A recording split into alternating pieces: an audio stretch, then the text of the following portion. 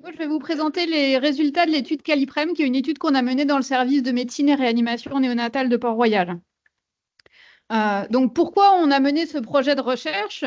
Parce que la présence parentale, elle est nécessaire, mais elle n'est pas toujours possible. On sait que le nouveau-né prématuré, il subit une transition sensorielle qui est brutale et précoce du fait de la naissance avant terme et qu'elle concerne l'ensemble de l'environnement sensoriel, que ce soit l'environnement sonore, lumineux, tactile, olfactif, gustatif. Et donc, la participation parentale, et notamment le soin peau à peau, ils ont largement démontré leur vertu dans ce contexte. Mais la présence parentale, elle reste difficile à mettre en place dans les services. D'abord, l'architecture n'est pas toujours propice à l'accueil prolongé des familles, malheureusement. L'organisation familiale, elle ne permet pas toujours aux parents de rester. Et puis, l'état de santé de la mère après la naissance n'est pas toujours propice à sa présence prolongée. Et puis, ces difficultés, elles ont été majorées pendant la période de Covid et ça faisait émerger chez nous des nouvelles réflexions. Et ce projet de recherche, il s'inscrit dans la continuité de cette période du Covid, puisqu'on a déposé le projet de recherche en 2021. Donc, on était sur le moment. Et c'est pour ça que je resitue quand même un petit peu dans ce contexte particulier. Ce projet de recherche, il s'inscrit dans un contexte où on avait des difficultés à faire en sorte de maintenir ce lien et cette présence parentale de manière prolongée chez ces bébés. Donc la présence parentale, elle est nécessaire et des études préalables avaient montré l'effet bénéfique de la voix maternelle sur le nouveau-né hospitalisé. Et on s'est notamment appuyé sur les travaux de l'Université de Genève qui avait évalué les réactions comportementales et physiologiques à la voix parlée et chantée, et puis l'impact de la voix parlée sur la sécrétion d'ocytocine. C'est des études qui ont déjà fait l'objet dans les présentations, qui ont déjà été citées dans les présentations précédentes.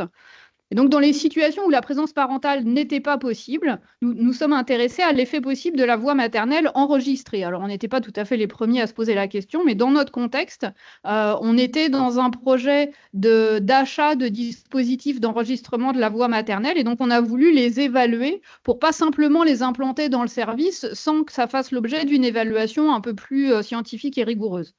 Donc, la recherche a fait l'objet d'un financement suite à l'appel à projet de la cellule de recherche interuniversitaire à PHP du GHU Centre, Paris Centre. Et puis, les dispositifs de diffusion de la voix maternelle, ils avaient été achetés par le service via le fonds après. Et donc, ça faisait partie des fonds de financement post-Covid. Qu'est-ce que c'est que ce petit dispositif? Ça s'appelle le Calinange. Peut-être que certains d'entre vous en ont déjà entendu parler, puisque ça a fait l'objet quand même de plusieurs présentations et ça se diffuse de plus en plus. C'est un dispositif d'enregistrement et de diffusion de la voix maternelle qui se présente sous la forme d'un petit cœur. Avec la main, ça permet de visualiser un petit peu la taille du dispositif. Et donc, posé sur le thorax, ça permet l'enregistrement de la voix là, maternelle dans le cadre de notre étude, mais techniquement, c'est tout à fait possible d'en faire l'enregistrement de la voix du papa ou d'une autre personne. Et ça fait une restitution de l'enregistrement sur une durée de 10 minutes. Et la restitution, elle est associée à la diffusion d'un battement cardiaque apaisé. Pour des raisons pratiques, l'enregistrement et la restitution directe du bruit cardiaque n'étaient pas propices à apaiser les bébés. Le niveau sonore, il est réglable et il est limité pour respecter les préconisations des sociétés savantes pour les nouveau-nés prématurés ou à terme.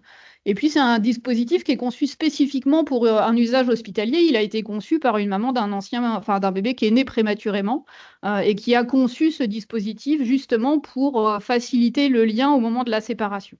Et nous l'avons, nous, dans le cadre de notre étude, utilisé sans la housse pour garantir des conditions d'hygiène dans le cadre du projet de recherche.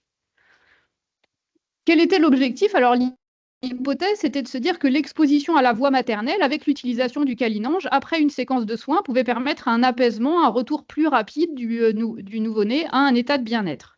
L'évaluation, elle a porté sur plusieurs critères de jugement. D'abord sur la variation de l'index NIPE. Je vais détailler un petit peu de quoi il s'agit. Et ça, c'était notre critère principal de jugement. Et puis, on a aussi évalué les événements hémodynamiques significatifs, les bradycardies, apnées, désaturation, durant la période d'utilisation. En parallèle, on avait distribué des questionnaires pour évaluer la satisfaction maternelle, qu'elles évaluaient elles-mêmes avec le questionnaire auto-administré. Et puis, on a surveillé, bien sûr, la survenue d'événements indésirables, et notamment les infections nosocomiales et colonisations bactériennes qui pourraient être imputables à l'utilisation de ce nouvel équipement. Qu'est-ce que c'est que l'index NIPE? Donc, Newborn Infant Parasympathetic Evaluation. L'idée, c'est de monitorer Et là, pour le coup, on n'a rien inventé du tout. On a utilisé quelque chose qui a déjà été évalué dans la littérature. C'est un moniteur qui se connecte au moniteur cardio-respiratoire de l'enfant et qui ne nécessite pas d'équipement supplémentaire. Et au travers de l'analyse de l'enregistrement de la variabilité cardiaque, ça donne un reflet de la régulation du système cardiovasculaire qui est dans la littérature décrit comme étroitement lié à la perception de la douleur et au stress chez le nouveau-né hospitalisé. Ça faisait partie des études sur lesquelles on s'est appuyé pour justement avoir une évaluation objective de ce confort et se soustraire à l'évaluation des scores de douleur qu'on peut utiliser habituellement. Et ça nous permettait de faire un monitorage en continu de cette variabilité cardiaque. Le design de l'étude, donc on a fait un essai croisé, c'est-à-dire que chaque patient était son propre témoin. On a inclus 30 nouveau-nés entre 27 et 32 semaines dans les 7 premiers jours de vie. Et la période d'inclusion s'est étalée d'avril 2022 à mai 2023. Et pendant 6 jours consécutifs, ces nouveau-nés étaient exposés soit à des jours contrôle, donc ils n'étaient pas exposés au dispositif et à la voie maternelle, qui étaient les J1, J3 et J5. Et puis on alternait avec des jours exposés, où ils avaient leur schéma d'études exposé à la voie maternelle, à J2, J4 et J6. On a exclu pour des choix méthodologiques tous les soins invasifs ou prolongés, qui étaient notamment la pesée, les bilans sanguins, les poses de cathéter. Et les soins qui ont fait l'objet d'une évaluation étaient majoritairement des soins qui ont été dispensés de nuit. Et puis, on a exclu les périodes de présence parentale, puisque notre objectif était quand même de voir comment on pouvait relayer et maintenir la voix maternelle en l'absence des parents et pas d'empêcher les parents de parler à leur bébé alors qu'on avait un dispositif à tester. Ce n'était pas l'objet de l'étude. Comment ça se présente? Ah, si vous voyez bien, parce que moi, je ne vois rien sur mon écran. Donc, comment ça se présente? À l'issue des soins, on enclenchait le monitorage pour recueillir les valeurs NIPE. On laissait à l'enfant un temps de récupération de 10 minutes qui permettait de finir les soins, d'avoir un enregistrement de meilleure qualité en termes de variabilité du rythme cardiaque. Et puis, on avait un premier relevé de la valeur NIPE pré-exposition. Puis, pendant la période, alors soit exposée, soit non exposée, en fonction du jour de l'étude, 10 minutes, le temps de fin d'exposition. Et puis, 10 minutes après la fin de l'exposition, on relevait la valeur post. Et c'est la différence entre la valeur post et la valeur pré qui servait de critère de jugement principal à notre évaluation.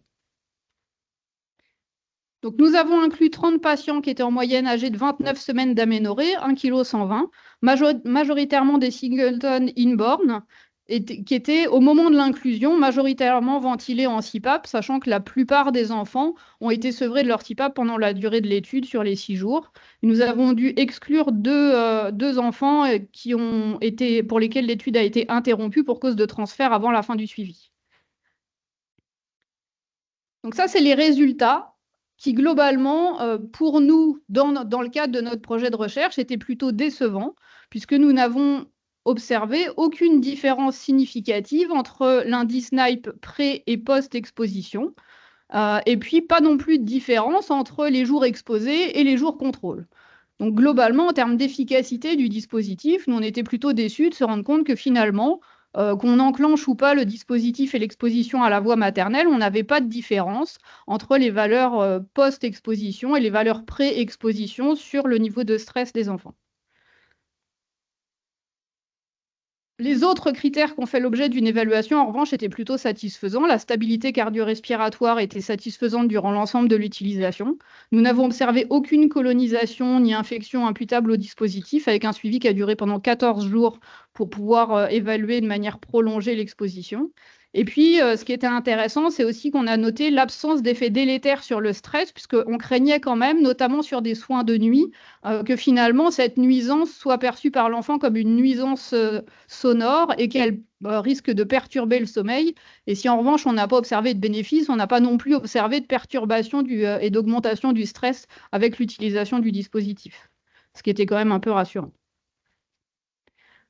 Au niveau du questionnaire maternel, sur les 30 questionnaires qui ont été distribués, on en a récupéré 24. Et pour le coup, la satisfaction maternelle, elle est relativement grande, supérieure à 80% pour tous les critères, notamment la taille, la couleur, la matière, mais aussi pour la facilité d'enregistrement de leur voix pendant l'utilisation du dispositif. Et ce qu'elles en disent, c'est qu'elles y voient un bénéfice en termes notamment de maintien du lien en cas de séparation, c'est-à-dire quand elles sont, elles, obligées finalement de laisser leur bébé à l'hôpital et de rentrer chez elles, ben, finalement, elles sont satisfaites de maintenir ce lien avec leur bébé.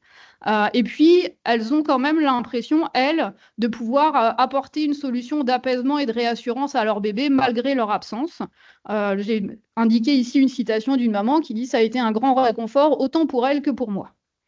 Et tout était unanime quant au souhait d'une utilisation au quotidien pour les bébés hospitalisés et donc d'une généralisation de l'utilisation du dispositif. Alors pourquoi on a voulu quand même présenter les résultats malgré notre déception devant finalement l'absence de résultats satisfaisants? D'abord parce qu'on a en fait énormément de données manquantes. Les résultats que je vous ai présentés s'appuient en fait sur les 2/3 des données puisqu'il nous manque 1/3 des valeurs post. Du fait de notre schéma d'études, les enregistrements ont été quand même souvent interrompus trop tôt par les infirmières et donc les valeurs post, elles étaient interprétables que pour les 2/3 des patients.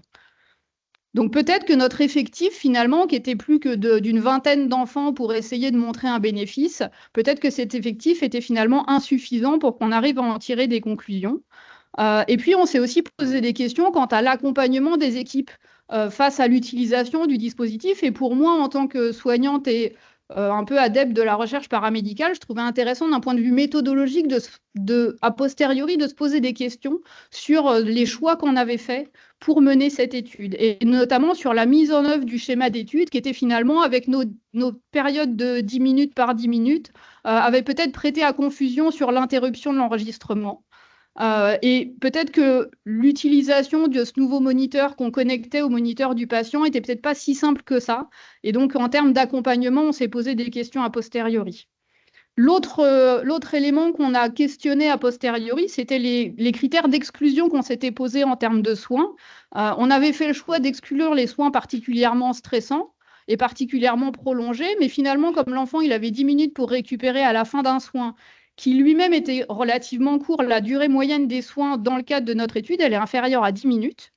Avec des soins qui parfois duraient finalement que 2 ou 3 minutes, où l'enfant était à peine dérangé. Donc finalement, 10 minutes plus tard, quand on fait la valeur pré-exposition, ben, peut-être que l'enfant il s'était finalement déjà rendormi, déjà apaisé, et que donc on n'a pas d'effet du dispositif parce qu'en fait l'enfant il n'a pas été dérangé dans une période particulièrement stressante. Donc peut-être que nos critères d'exclusion n'étaient pas judicieux pour vraiment évaluer l'efficacité du dispositif. Et puis l'autre élément méthodologique que j'aurais voulu questionner aussi, c'est finalement la standardisation des conditions d'utilisation pour lesquelles, par souci de respect de l'intimité des mamans, notamment qui avaient enregistré leur voix pour laisser un message à leur bébé, on a fait le choix de ne pas vérifier systématiquement toute la qualité des enregistrements. C'est-à-dire qu'on vérifiait que l'enregistrement il était audible, mais on n'allait pas vérifier la qualité de l'intégralité de l'enregistrement. Et donc peut-être que dans ces enfants qui ont été exposés, ils ont peut-être été exposés à des enregistrements qui étaient soit pas de bonne qualité, soit pas positionnés au bon endroit dans l'incubateur, ou alors le volume sonore n'était pas réglé comme il aurait fallu par rapport au mode de ventilation. Et tout ça, c'est des points qui n'ont pas fait l'objet d'une vérification systématique dans le cadre de notre projet de recherche. Et c'est ce que je voulais surtout présenter aussi aujourd'hui avec vous. Au-delà des résultats qu'on a obtenus, pour nous, l'idée de diffuser finalement cette absence de résultats, c'est aussi une façon de questionner comment on fait des choix méthodologiques et comment ces choix méthodologiques impactent aussi le rendu des résultats et ce qu'on peut en attendre. Et c'est intéressant dans la construction d'un projet de recherche de s'appuyer aussi sur les échecs et sur finalement les moments où on n'a pas obtenu satisfaction. Parce que peut-être qu'on n'a pas mis le curseur au bon endroit ou peut-être qu'on n'a pas finalement fait les choix méthodologiques qui étaient les plus pertinents, notamment en termes de critères d'exclusion sur les soins. Et puis, l'autre choix qu'on peut éventuellement questionner, c'est le choix du critère de jugement principal, puisque notre critère de jugement principal, c'était l'index NIPE pour avoir une évaluation objective. Mais finalement, on a une très grande satisfaction maternelle et des mamans qui, elles, se sentent rassurées de laisser ont l'impression, en tout cas, de pouvoir laisser auprès de leur bébé quelque chose qui va pouvoir les rassurer. Et donc, est-ce que finalement, ce critère de jugement, il n'est pas plus important et il ne prend pas plus de place dans un quotidien de grands prématurés hospitalisés plutôt que l'index NIPE qu'on aurait pu enregistrer? Ça, c'est une question qu'on s'est posée aussi. Et en tout cas, on était au moins satisfait de pouvoir montrer l'absence d'effets délétères parce que ça faisait partie quand même des préoccupations. C'est-à-dire, on n'a pas d'effet indésirable et en soi, c'est un résultat puisque ça permet de lever aussi les appréhensions par rapport à l'implantation d'un nouveau dispositif en termes de nuisances sonores potentiellement surajoutées, mais aussi en termes de risques sur les alternatives à la présence parentale. On est toujours un peu frileux à se dire finalement, si on trouve un dispositif qui est une alternative à la présence parentale, est-ce qu'on ne va pas avoir un effet inverse pour que le parent s'autorise davantage à ne pas être là alors que ce n'est pas forcément notre objectif premier? Et est-ce qu'il n'y a pas aussi un risque de désinvestissement de la présence parentale? Donc ça fait partie des choses qui sont aussi importantes à questionner dans le cadre des résultats de ce projet de recherche. Donc en conclusion, forcément, ça donne envie de poursuivre les études scientifiques parce que finalement, on n'a pas les résultats attendus, mais il y a plein de points méthodologiques qu'avec le recul, on aurait peut-être pu faire différemment pour avoir des résultats différents. Ça veut dire aussi qu'il faut continuer à diffuser les résultats quels qu'ils soient, parce que même des résultats qui ne sont pas ceux attendus et qui ne sont pas ceux qui sont les plus satisfaisants, ils ont une valeur en soi aussi pour pouvoir faire progresser la recherche paramédicale en termes de méthodologie. Et puis d'analyser et de critiquer sa propre méthodologie pour progresser dans les recherches futures, c'est important aussi. Forcément, je ne peux pas conclure sans quand même remercier le docteur Patcaille et Marie Touzet, qui étaient les co-investigateurs, pour le temps et l'énergie déployés. On a passé des heures à vérifier manuellement tous les enregistrements des valeurs NIPE. Monsieur De Jonquière de l'INSERM à Lille, qui nous a pas seulement prêté le moniteur, mais aussi apporté tout son soutien et ses conseils pour l'utilisation. Le docteur Torchin et puis l'unité de recherche clinique Paris-Descartes pour leur expertise dans l'analyse statistique des résultats, parce que ce n'est pas mon domaine d'expertise. Et puis tous les soignants et les parents qui ont participé à ce projet de recherche. Merci. Merci. Alors, je vais commencer effectivement par une réaction de se dire après les communications précédentes et le contact vocal précoce, c'est vrai que d'emblée, comme ça, intuitivement, on se dit, bon, bah, finalement, le live, les parents en live avec la voix en live, ça a l'air mieux. Encore que, tu l'as quand même pointé, dans cette étude, et d'autres se disent, est-ce qu'on n'aurait pas vu des bénéfices à long terme sur la durée d'hospitalisation ou moins de bradycardie, enfin d'autres finalement critères. Peut-être qu'on aurait retrouvé des éléments, on ne sait pas. Peut-être qu'on aurait retrouvé des éléments. L'inconvénient de faire des études sur le long terme, c'est que ça demande un effectif beaucoup plus important en termes de recrutement. Et c'est vrai que pour le coup, autant évaluer les bénéfices immédiats, c'est relativement simple et le nombre d'enfants à inclure est suffisamment modéré pour que ce soit réaliste. En revanche, faire des études à long terme pour lesquelles il faut pouvoir faire la part des choses entre les différentes complications qui peuvent survenir et toutes les autres complications, c'était pas à notre portée. Puis c'est vraiment, de toute façon, c'était un dispositif qu'on voulait mettre en place. Dans le cadre, je vous dire, de cette période post-Covid où c'était de toute façon des petits dispositifs qu'on avait commandés et qu'on voulait mettre en place dans le service, et on ne voulait pas les mettre en place dans le service sans que ça fasse l'objet d'une évaluation au moins un peu objective pour être sûr qu'au moins on n'était pas délétère et qu'au moins on n'allait pas apporter finalement une nuisance et une perturbation du sommeil. Et ça, c'était quand même un objectif en soi, même si on aurait effectivement voulu se dire que ça avait un effet pour rassurer l'enfant, mais au regard de tous les biais méthodologiques, il y a plein de points où en fait, moi j'aurais presque envie de pouvoir le refaire l'année prochaine pour le refaire autrement. Et ne serait-ce qu'une alternative à la traditionnelle boîte à musique, c'est ce qui ressort, bah, au moins c'est une boîte à musique avec la voix de la mère quoi, ou du père. Et puis, pour les mamans, c'est une façon de laisser une part d'elles. Et c'est ce qu'elles disent souvent, c'est que finalement, elles laissent une petite part d'elles auprès de leur bébé quand elles sont obligées de partir. Alors, c'est sûr que l'objectif, in fine, ce serait plutôt de favoriser la présence parentale et de faire en sorte qu'on ait la possibilité d'accueillir les familles. Mais pour plein de raisons différentes, c'est pas toujours faisable. Et au moins, ça permet de faire une transition et qu'elles se sentent moins coupables quand finalement elles laissent leur bébé à l'hôpital. Elles laissent un linge avec leur odeur et elles laissent leur petite boîte avec leur message qui leur appartient. Et ça faisait partie de nos choix que de ne pas les écouter. Alors, ça se questionne dans le cadre de la méthodologie scientifique, on va dire. Mais en tout cas, c'était le choix dans le cadre de ce projet de recherche. Est-ce qu'il y a des questions, des remarques dans la salle? Oui, devant.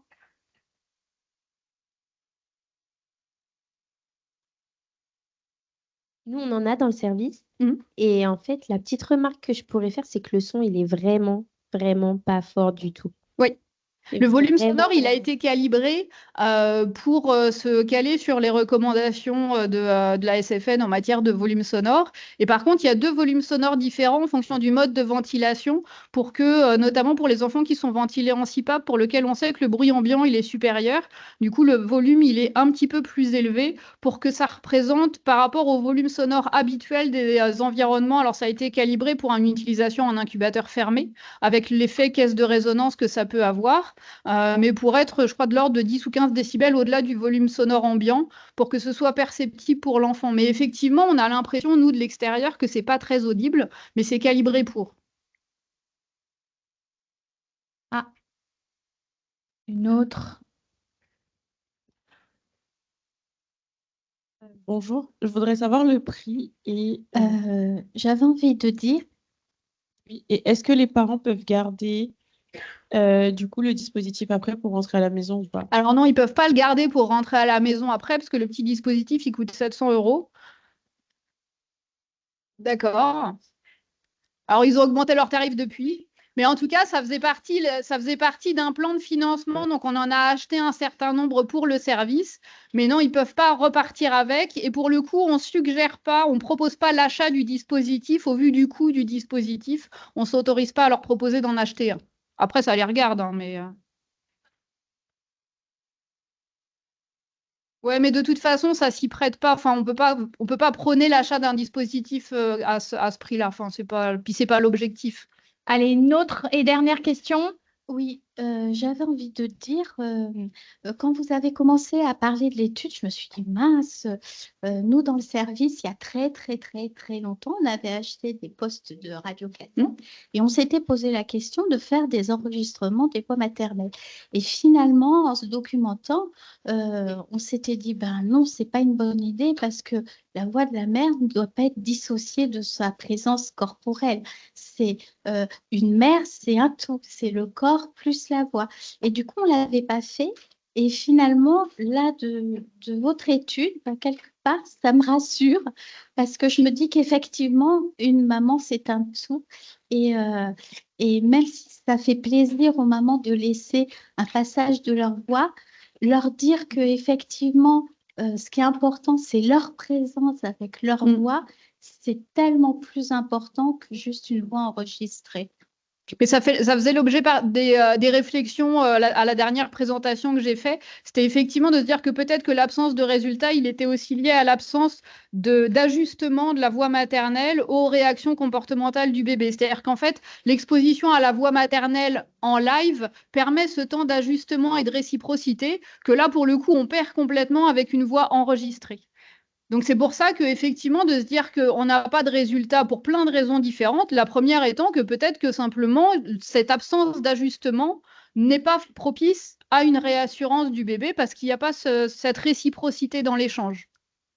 Alors, c'était important pour nous comme on dit qu'il faut publier quand les résultats vont pas dans le sens de ce qu'on avait espéré. C'était important pour nous aussi de laisser la place à pouvoir présenter finalement les résultats d'une étude qui n'ont pas été dans le sens de ce qu'on a espéré. Parce que si un jour vous voulez travailler dessus, vous pourrez repartir de l'existant et de vous dire, bah tiens, on va venir modifier telle et telle chose. Et en tout cas, ça crée des connaissances. On a parlé de l'étude Caliprem, qui consistait à évaluer l'impact de la diffusion de la voix maternelle par le câlinage sur le bien-être de l'enfant au cours d'une séquence de soins. On a rappelé que la présence parentale était nécessaire, mais pas toujours possible, et pendant l'épisode du Covid, notamment, c'était compliqué. Alors, l'effet bénéfique de la voix de la mère est prouvé. On a les bébés complètement junkies, comme ça, que ça leur fait exploser le taux d'ocytocine. Et quid de la voix de la mère enregistrée? Donc, le câlinange, c'est un dictaphone tout doux, tout mignon, kawaii, qui fait aussi des battements de cœur apaisés, qui reproduit des battements de cœur, si j'ai bien compris. Alors, le dispositif de l'étude, c'est que chaque patient est son propre témoin et par alternance, il est exposé à la vraie voix, à rien et à la voix enregistrée par le câlinange. Et entre rien et la voix enregistrée, on a des résultats assez similaires finalement, ce qui donne une petite déception. Mais les mamans, par contre, elles sont contentes. Elles peuvent laisser un peu d'elles-mêmes au service sans pour autant se désengager. Ça permet de garder un lien en cas d'absence. Et quand même, un point positif, on va dire, c'est que le dispositif n'est pas délétère parce que son volume, une des raisons, c'est que son volume n'est pas fort du tout. Il est juste à 10-15 décibels au-dessus du volume sonore ambiant. Peut-être finalement que c'est la méthodologie qui n'était pas bonne. Présenter un échec fait aussi avancer la recherche. Enfin, quand même, on va refaire cette étude jusqu'à ce que ça donne les résultats attendus. Maintenant que le service a acheté les dispositifs à 700 €,